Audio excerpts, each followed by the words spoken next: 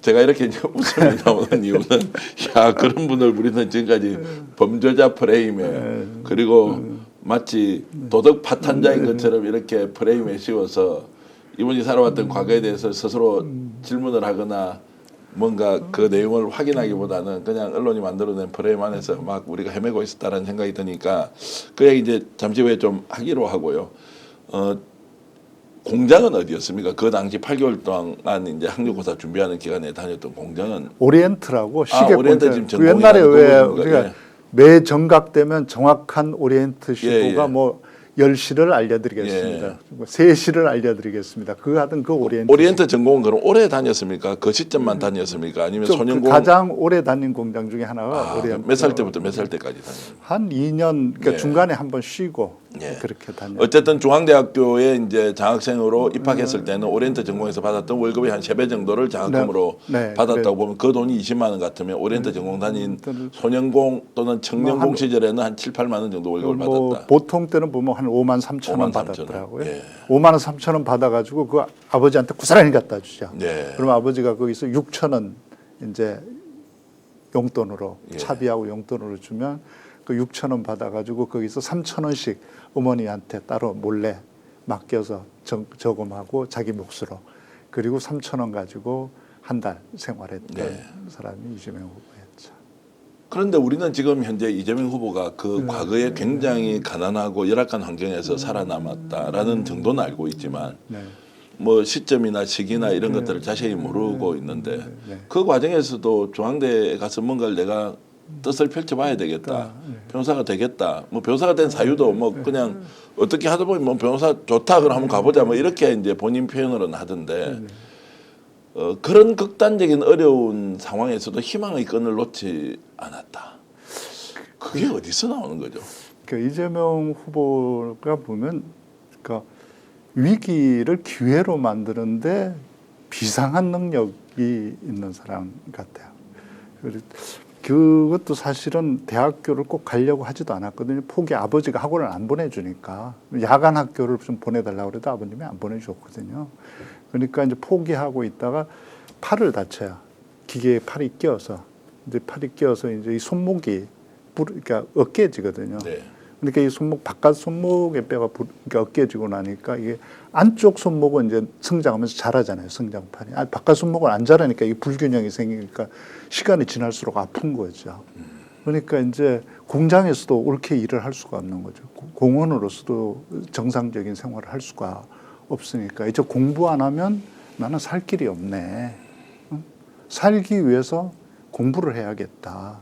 이렇게 결심해서 이제 그때 보면 이 공부를 막 시작할 무렵이 1981년 이제 봄인데 1981년 3월 2일자 일기에 보면 이렇게 써져 있습니다.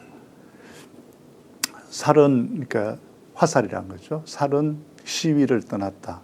정확히 가서 꽂히자. 이렇게 써놨어요.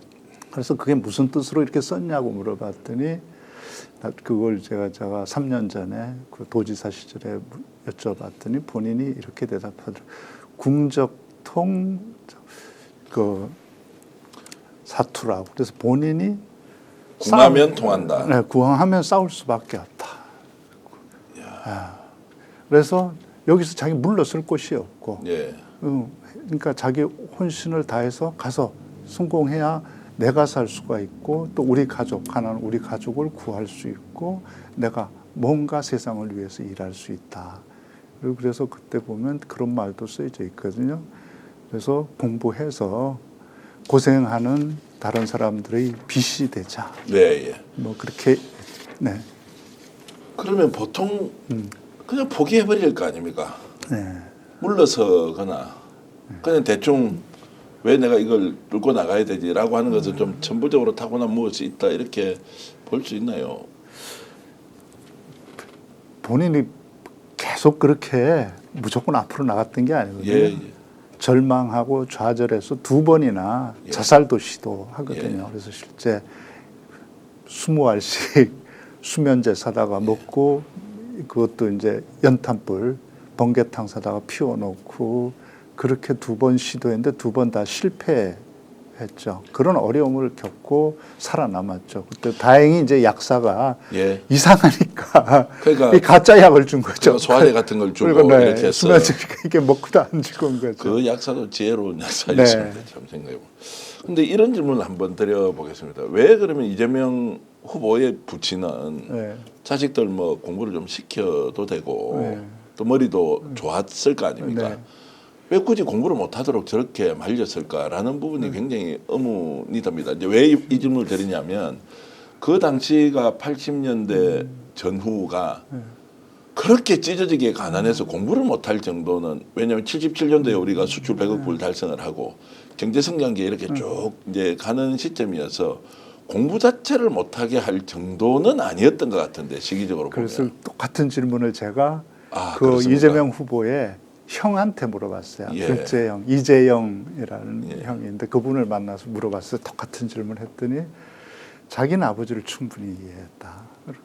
그러니까 아버님이 이제 시골에 살 때 대학교를 그래도 다니다가 마신 분이에요. 예. 부모님을 모신다고 학교를 중도에 대학교를 그만두고 와서 시골에 살았던 분인데 와서 고향에서는 정말 고향 사람들만 위해서 일한 거야. 동네 네. 사람, 다 글 모르는 사람들을 위해서 온갖 그 일 가서 대신 해주고 면사무소 일 대신 봐주고 자전거 타고 가서 시장도 봐주고, 그러니까 자기 거 하나 못 챙겨 동네 사람들 것만 그렇게 챙겨주다가 뭐 사기도 당하고 이래서 돈 다 틀리고. 실제로 또 할아버지 때는 재산도 예, 시골에서는 좀 많이 있었는데. 네, 좀 있었는데. 예, 예. 그러니까 그런 아버지가 그때는 자기 그 이재명 후보의 형 입장에서 볼 때는 그 아버지가 더 싫었다. 예, 예.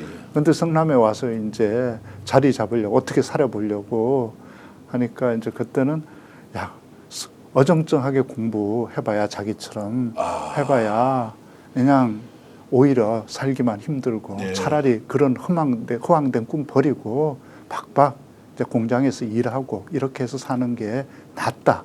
이렇게 생각하고 정말 한 푼이라도 아끼고 모아서 집을 한 채 장만하는 게, 가족들이 살 집 한 채만 장만하는 게 아버지의 필생의 그 당시 목표였고, 그걸 하기 위해서 돈을 정말 온 식구가 크나 어른 애 할 것 없이 다 나가서 일했고 그걸 지독하게 아꼈던 게 아버지였다고. 그럼 자기는 충분히 이해한다고 아버지 마음을. 근데 그 아버지는 이제 안동이라는 시골에서는 그런 일을 하면서 나름대로 이제 봉사하고 좀 네. 지역사회를 위해서 헌신했는데 자기한테 남은 게 아무것도 없고. 네, 그리고 스스로, 이제 결국 살기 위해서 성남으로 이제 와서 옮기고. 이제 시장에서 이렇게 청소 이렇게 정리한 리어카 끌고 다니면서 사니까 뭐 배워서 어정쩡하게 배워서 그거 오히려 인생 그 어려워진다 이렇게 예. 생각했던 거라고.